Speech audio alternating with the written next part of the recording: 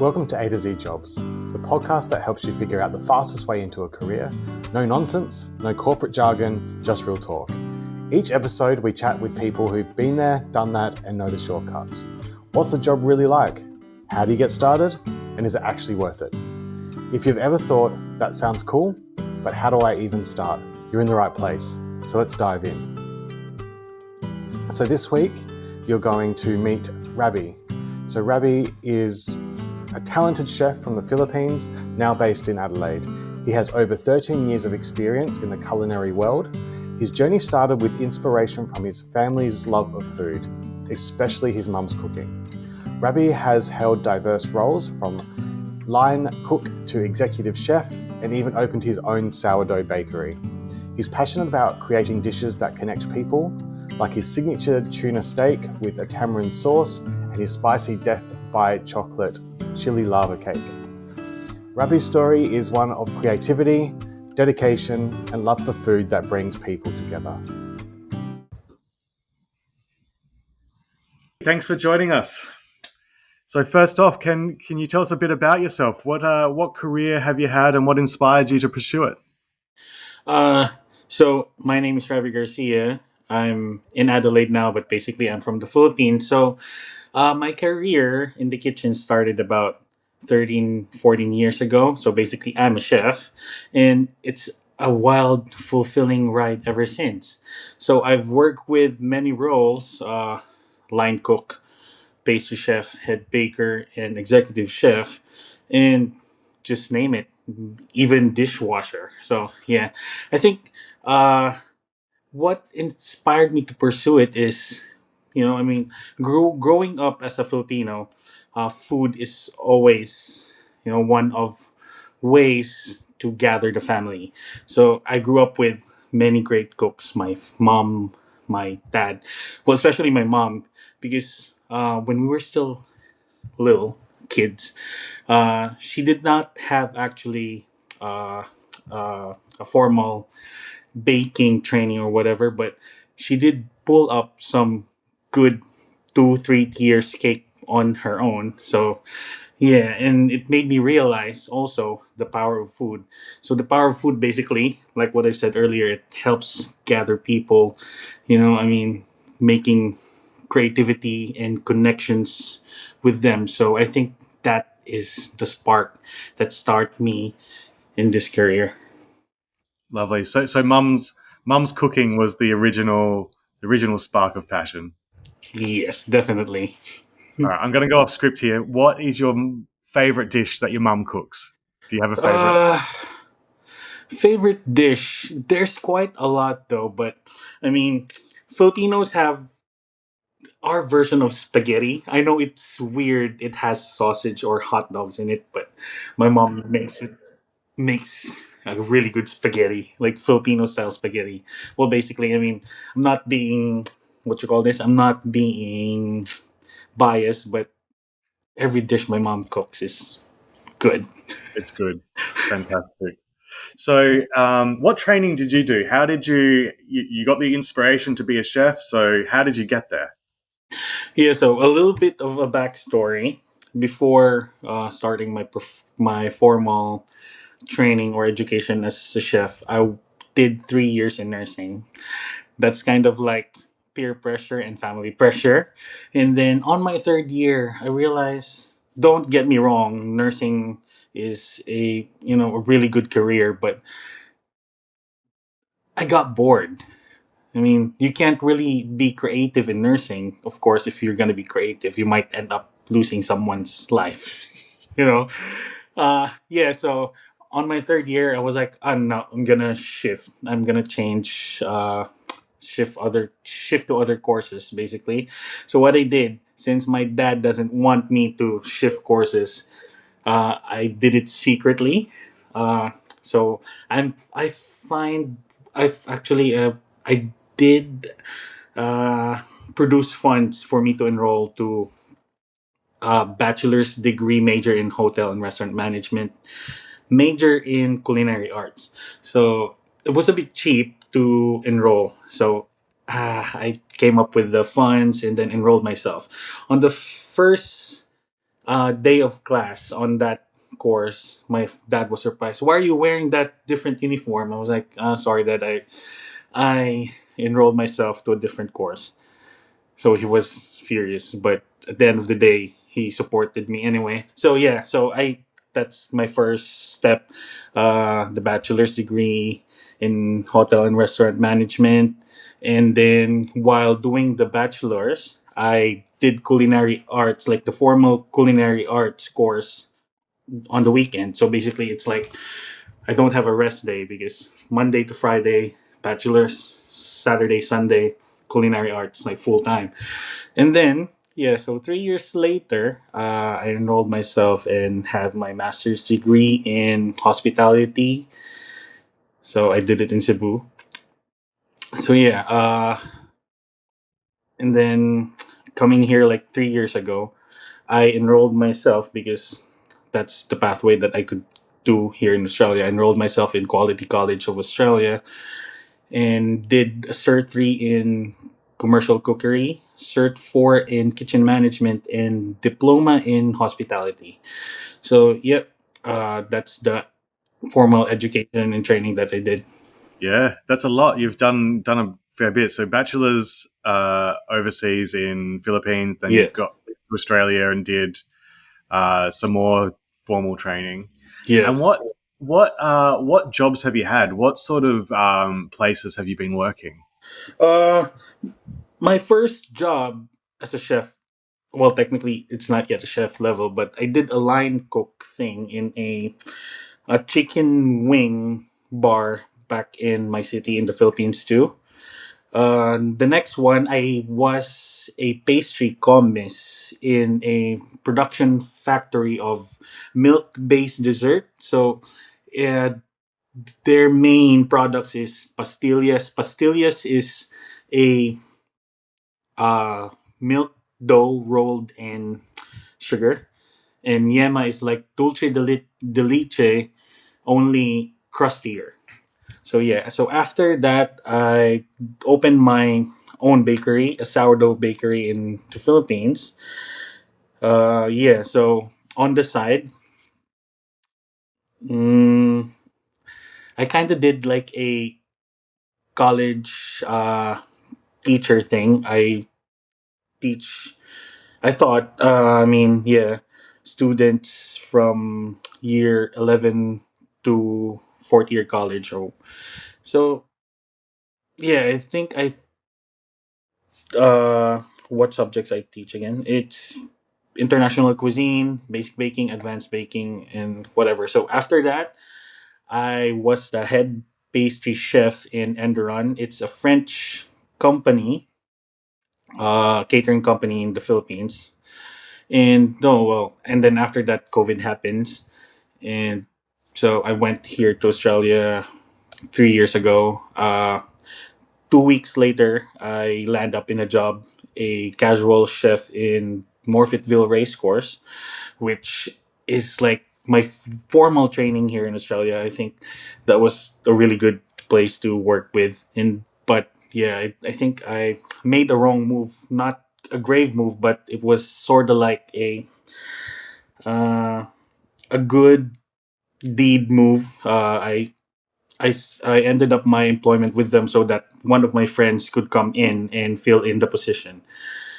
And so yeah, I work in a cafe too as a breakfast chef, and yeah, so that's it. Nice, nice. So, big question. What is your signature dish? What do you love cooking? Ah, so yeah, I love doing competitions.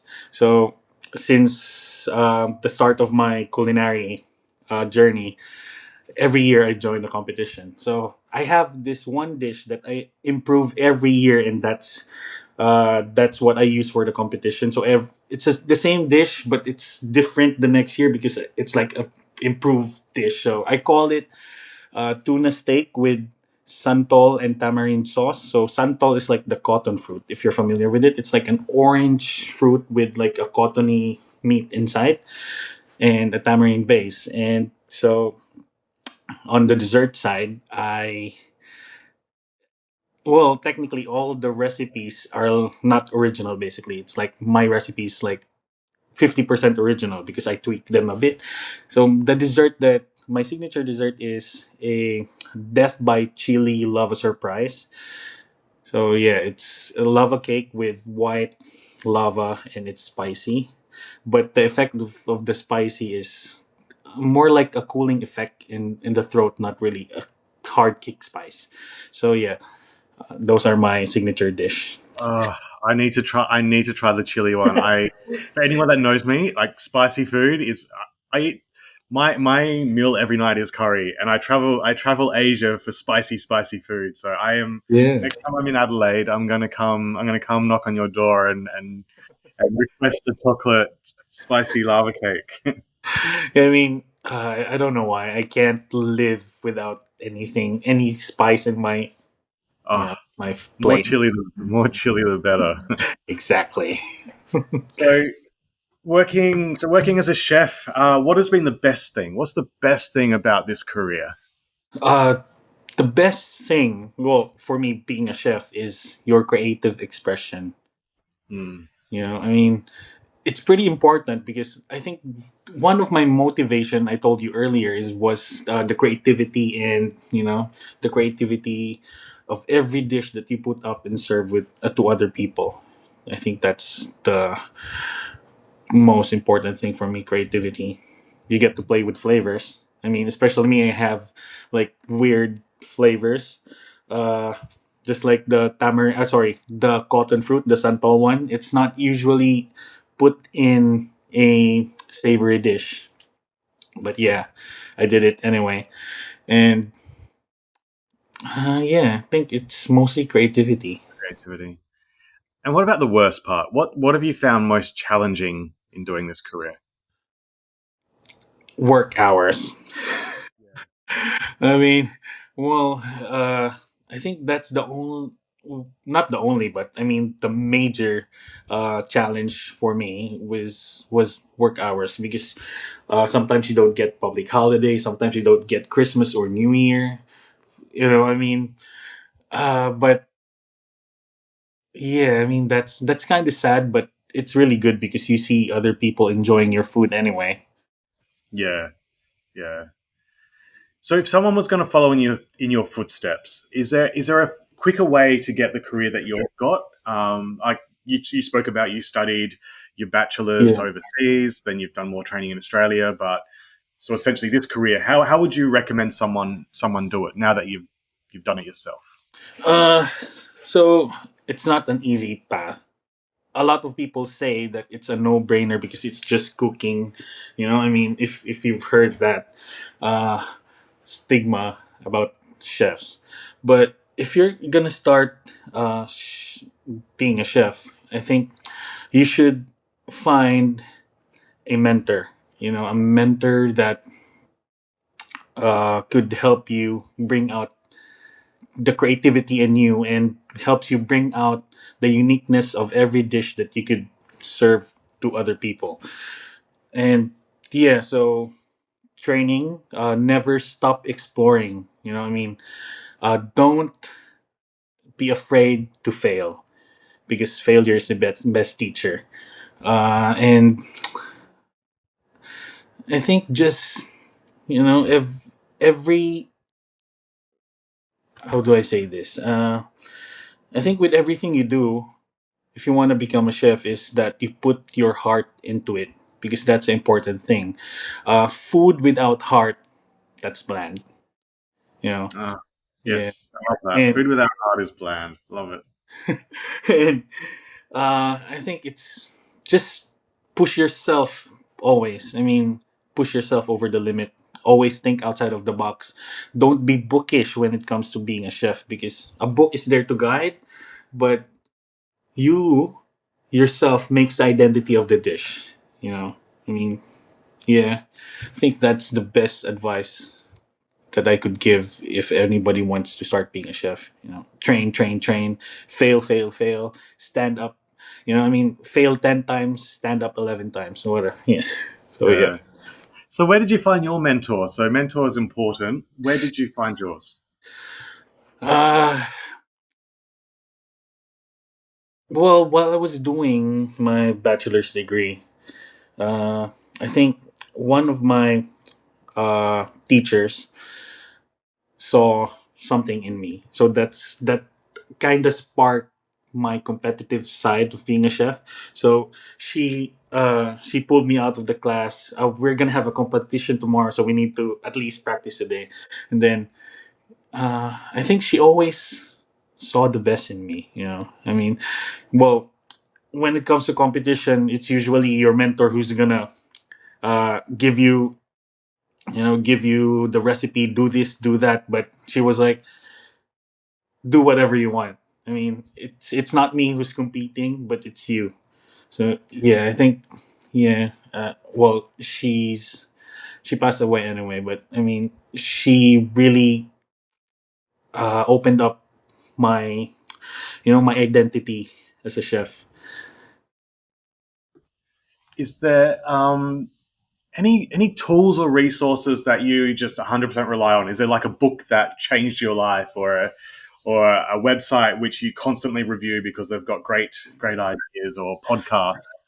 Uh, Resources. So remember I told you earlier that my mom had never had a professional or like a formal training in cooking, but she has this book, not not technically a book, but it's like a photocopy of the book, which is called Maya's Kitchen. It's a Philippine-based author anyway, so that's what she used to practice.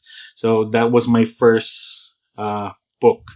I mean, I started cooking when I was 7, but not professional cooking. It's like 2-minute noodle, eggs, sausages cooking. Yeah. So I think that's my first what you call this? My first resource, and then most of it is like I just search something, Google something, whatever dish that I want to prepare for this day for everybody in the house, and then yeah, make it my own. So yeah, I mean, uh, you can use whatever resources you have, but make sure that don't follow it 100%, because, like what I said earlier, make your dish your own and never be a slave of any recipe books. But yeah, Yeah, trust your instincts, and I yeah, suppose if you're getting in to be a chef for the creativity, it's where the magic's going to happen. yeah. I mean, again, like failure is your best teacher anyway. I mean, there's especially cooking. There's no perfect dish. you know so that's I think that's the mentality that they could uh not really, I'm not imposing it, but I think that's the best mentality that they could have, because uh that will spark your creativity. So basically, I cook to please myself, personally. Like, I cook to please myself, so whatever tastes good for me, that's what I serve, because that's my identity. Yeah. Except if you have dietary needs, anyway. Yeah, yeah. It, it's all very subjective, isn't it? Like, Yeah.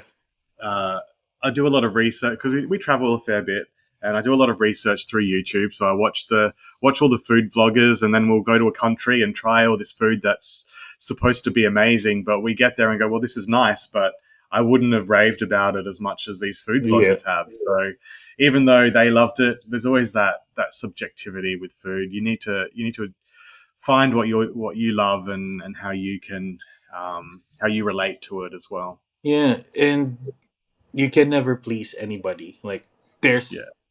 every day there's a complaint, just to for the sake of complaint, you know? Yeah. Awesome. So to wrap up, I've got one more question for you. We always like to finish with finding out if there's a quote or a mantra, something that inspires you. Maybe not on a daily basis, but just something that you use to remind yourself of what you're doing and why you do it. Yeah. So I'm not sure if it's my original quote, but here is it anyway. So, cooking is sharing a part of yourself. So always be true to yourself, so that you can always be true to your plate. So that's my reminder every day. I mean, we can't really control what anybody likes. you know, uh, yeah, I mean, basically that's it. Like, just be true to yourself. As long as you're true to yourself, you love what you do, then everything comes out the way you want it to be. Fantastic. And that feels like a quote you could put to just any career, really. Like, be authentic, be Yeah. yourself, make sure you're putting the best out there. I love it.